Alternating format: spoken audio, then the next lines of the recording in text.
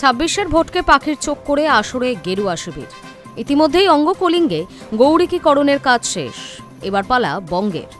তাই সেই কথা মাথায় রেখেই বাংলায় আসছেন মোদি। ডিসেম্বর থেকে শুরু হবে টানা কর্মসূচি। সূত্রের খবর, ডিসেম্বরের শেষ দিকে বাংলায় কর্মসূচিতে আসতে চলেছেন প্রধানমন্ত্রী নরেন্দ্র মোদি।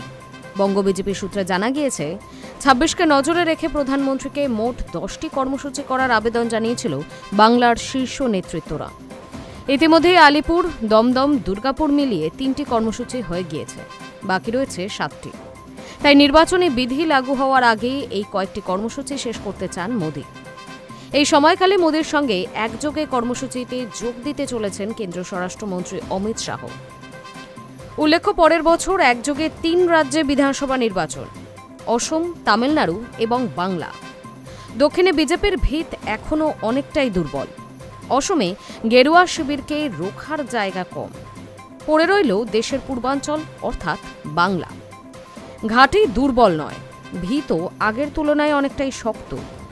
তাই এই আবহে কোনো খামতি রাখতে চায় না গেরুয়া শিবির। বৃহস্পতিবার বিজেপির সর্বভারতীয় সভাপতি জেপি নাড্ডার বাসভবনে আয়োজন হয়েছিল নৈশভোজের, যেখানে উপস্থিত ছিলেন অমিত শাহ। উপস্থিত ছিলেন বিহারের বিজয়ের নেপথ্যে থাকা কুশলীরাও। অঙ্গ জয়ের সাংগঠনিক দিকটা তারাই সামলেছেন। তাই এবার সেই নেতাদের দায়িত্ব আরও বাড়াতে চলেছে বিজেপি। বিহারের পর এবার বাংলা ও তামিলনাড়ুতে জয় ছিনিয়ে আনার জন্য প্রস্তুত হওয়ার নির্দেশ দিয়েছিলেন কেন্দ্রীয় স্বরাষ্ট্রমন্ত্রী। অর্থাৎ এবার বাংলায় নির্বাচনের দায়িত্ব পেতে পারেন বিহারের নেতারাও।